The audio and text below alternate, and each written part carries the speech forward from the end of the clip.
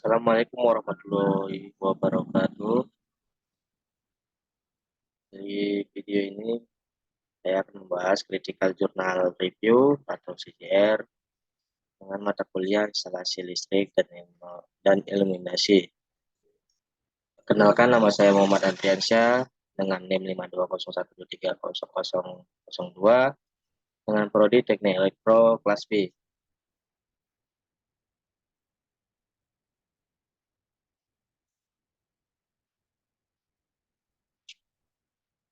Ya, kita masuk ke bab 1, pendahuluan dengan rasionalisasi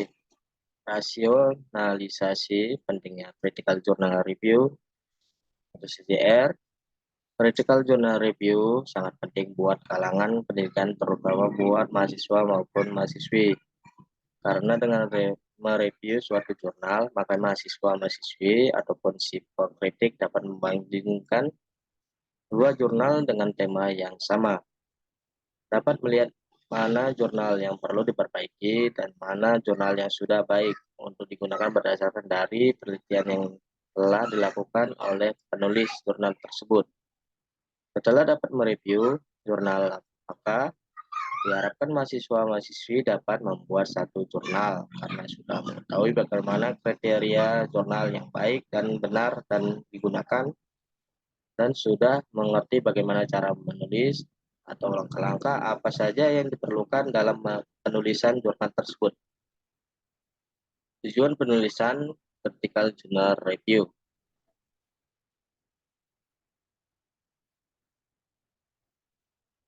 Critical Journal Review ini dibuat bertujuan untuk belajar melalui pemenuhan tugas mata kuliah instalasi listrik dan iluminasi Universitas Negeri Medan untuk berkritikan jurnal review sehingga dapat menambah pengetahuan untuk melihat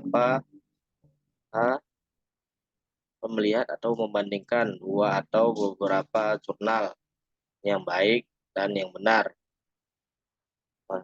Manfaat Critical Journal Review, manfaat menulis Critical Journal Review yaitu yang pertama dapat membandingkan dua atau lebih jurnal peer review. Yang kedua dapat meningkatkan analisis kita terhadap satu jurnal. Ketiga, supaya kita dapat mengetahui teknik-teknik penulisan CJR yang benar.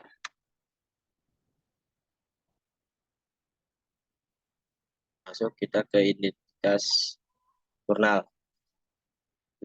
Jurnal yang pertama yaitu judulnya Perencanaan Sistem Penerangan Jalan Umum dan Taman Area Kampus USU dengan menggunakan teknologi tenaga surya atau aplikasi di areal pendopo dan lapangan parkir, dengan terbit September 2013 dengan nomor 3, dengan pengarang tersebut dengan penerbit Singuda and Sinkom dengan volume 3. Dan jurnal pembandingnya, jurnal kedua yaitu judulnya Perancangan Instalasi Listrik pada Blok Pasar Modern dan Apartemen di Gedung Kawasan Pasar Terpadu Blimbing Malang dengan nomor 3 dengan parangan Aisan Santoso dan penerbit Singuda and Sinkom dengan email tersebut. Kedua, pembahasan isi jurnal pertama yang kita masuk ke pendahuluan. Penerangan umum dengan menggunakan tenaga surya merupakan sebuah alternatif yang murah dan hemat untuk digunakan sebagai sumber listrik penerangan karena menggunakan sumber energi gratis dan tak terbatas dari alam, yaitu energi matahari. Kedua, itu masuk ke Dewan Pustaka, solar cell, penerangan jalan tenaga surya merupakan sebuah alternatif yang murah dan hemat digunakan sebagai sumber listrik penerangan karena menggunakan sumber energi gratis dan tak terbatas dari alam, yaitu energi matahari. Lampu jalan tenaga surya atau PDU tenaga surya menggunakan modul atau panel surya dengan lifetime hingga 25 tahun yang berfungsi menerima cahaya sinar matahari yang kemudian diubah menjadi energi listrik melalui proses fotovoltaik. Lampu ini secara otomatis dapat mulai menyala pada sore hari dan padam pada pagi hari dengan perawatan yang mudah dan efisien selama bertahun-tahun. lampu jalan tenaga surya menggunakan lampu LED jenis high power yang sangat terang, hemat energi, dan tahan lama.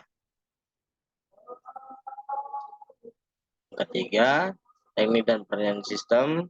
Pada perencanaan dan pembuatan perangkat keras baterai charger dan lampu LED sebagai sumber lampu untuk kebutuhan beban penerangan jalan umum atau PJU mengacu pada blok diagram yang ditunjukkan pada gambar di bawah ini.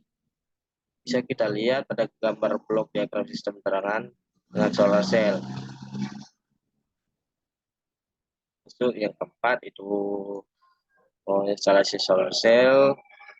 Panel terdiri dari silikon. Silikon mengubah intensitas sinar matahari menjadi energi listrik. Saat intensitas cahaya berkurang atau berawan, hujan, atau mendung, energi listrik yang dihasilkan juga akan berkurang. Dengan menambah solar cell, panel memperluas berarti menambah konversi tenaga surya.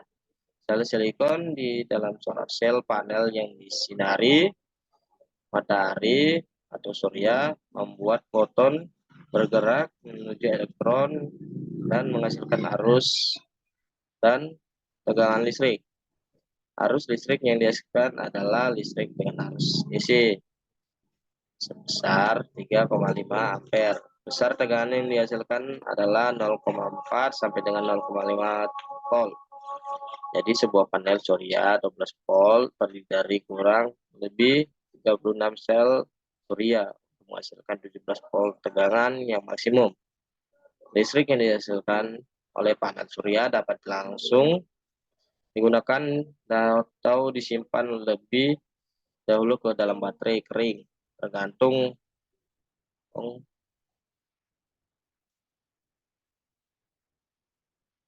dari kebutuhannya.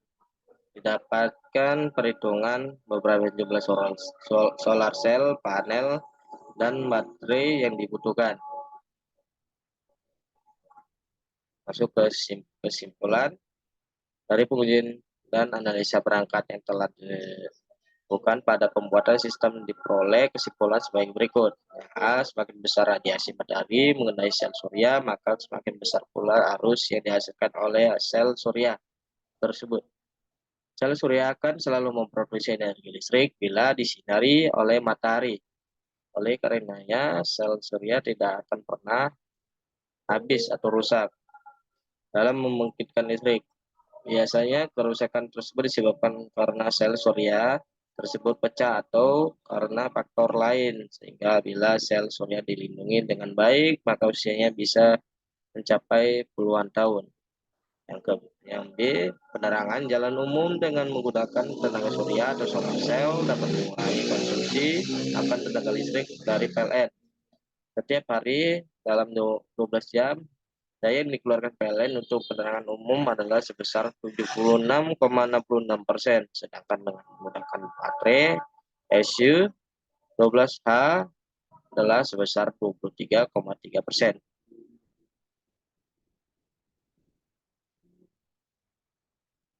Jurnal yang kedua, ya, masuk ke pendahuluan. Instalasi listrik merupakan salah satu bagian yang sangat penting dalam pembangunan gedung bertingkat untuk melindungi keselamatan manusia dan hewan yang berada di daerah sekitar, sehingga aman dari sengatan listrik. Mengingat masih sering terjadi kebakaran pada suatu bangunan baik rumah, pasar, maupun gedung-gedung yang menyebabkan diduga karena hubungan singkat atau secara umum karena listrik. Pada suatu rumah atau gedung pun masih banyak ditemukan instalasi listrik, mengabaikan persyaratan umum instalasi listrik atau BOIL, Standar Nasional Indonesia atau NCNI, dan tidak memperhatikan ketentuan dari keamanan dan teknologi modern, dan juga estetika keindahan. Kedua, masuk dunia pustaka. Instalasi listrik. Menurut Peraturan Menteri Pekerjaan Umum dan Tenaga Listrik Nomor 23 strip PRT strip 1978 pasal 1 butir 5 atau ayat 5 tentang instalasi listrik, menyatakan bahwa instalasi listrik adalah saluran listrik termasuk alat-alatnya yang terpasang di dalam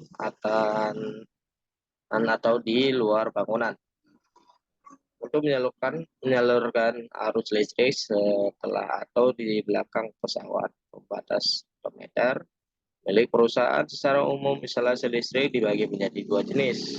Yang pertama instalasi penerangan listrik, yang kedua instalasi daya listrik. Yang masuk ke instalasi penerangan, intensitas penerangan. Intensitas penerangan atau iluminasi di suatu bidang adalah blok cahaya yang jatuh pada yang pertama dari bidang itu. Intensitas penerangan dinyatakan sebagai satuan lux. Intensitas penerangan harus ditentukan berdasarkan tempat di mana pekerjaan dilakukan.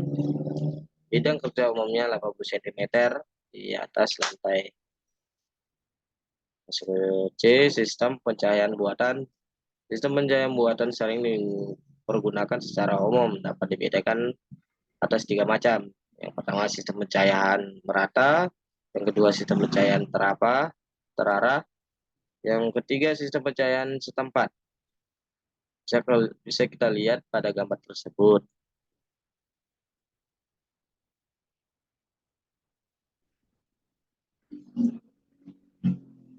Masuk kita yang ketiga, yaitu metodologi penelitian. Metodologi yang digunakan dalam pembahasan skripsi ini dilakukan dengan langkah-langkah sebagai berikut. Yang A, studi literatur. Kajian penulis atas referensi yang ada baik berupa buku maupun karya-karya ilmiah yang berhubungan dengan penulisan laporan ini. Referensi yang digunakan diantaranya Persyaratan Umum Instalasi Listrik atau KUIL tahun 2000 dan Undang-Undang Ketenaga Listrikan serta Standar Nasional Indonesia. B. Pengumpulan data. Data yang dibutuhkan antara lain gambar, rancangan letak bangunan, luas dan tinggi bangunan, dan fungsi suatu ruangan tersebut. Data ini berupa data sekunder yang dapat dari unit usaha dan kerjasama bidang penelitian dan pengabdian. Masuk yang terakhir, kesimpulan dari jurnal kedua. Dari analisis yang dilakukan pada pembahasan sebelumnya, dapat disimpulkan bahwa total daya yang dibutuhkan untuk menyuplai blok pasar modern dan apartemen di gedung kawasan pasar terpadu sebesar 669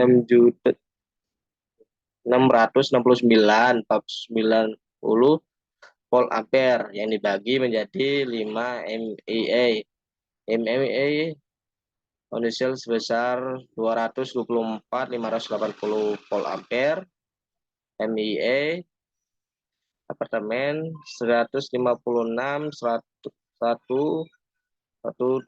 volt ampere. MIA 1 sebesar 126.206.000 volt ampere. MIA kedua sebesar 124.560 volt ampere, dan untuk motor sebesar 37.333 volt ampere dengan drop dengan di beban terjauh dari MDP yaitu sebesar 7,41 volt atau sebesar 3,37%.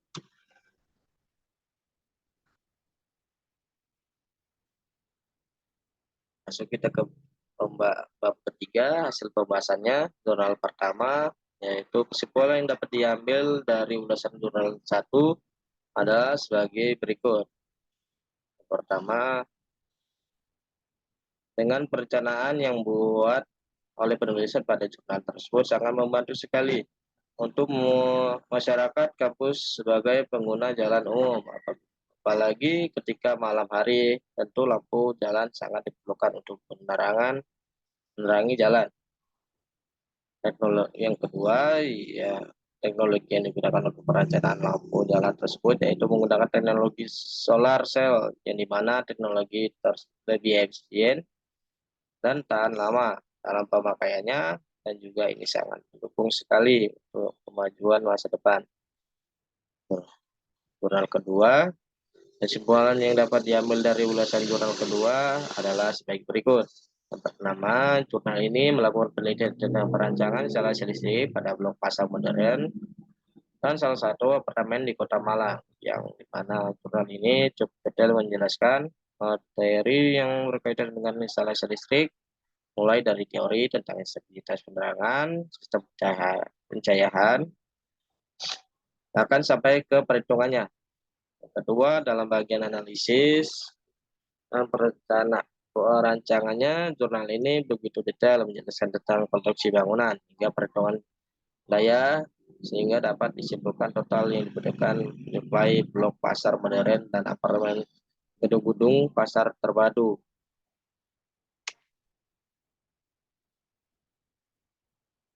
Sebagai bab 4 penutup. Pertama, kesimpulan dari hasil pembahasan dan penelitian kedua jurnal tersebut, maka saya dapat menyimpulkan yang pertama, penerangan jalan umum dengan menggunakan tenaga surya atau solar cell dapat mengurai konsumsi akan tenaga listrik dari PLN setiap hari dalam 12 jam. Daya yang dikeluarkan PLN untuk penerangan umum adalah sebesar 76,66%, sedangkan dengan menggunakan baterai SU12A adalah sebesar 23,3%. Yang kedua, pendistribusian energi listrik harus diperhitungkan sebaik mungkin agar energi listrik dapat terpenuhi dengan baik. Instalasi listrik yang akan ada seharusnya mempertimbangkan juga konsep penghematan energi dan biaya.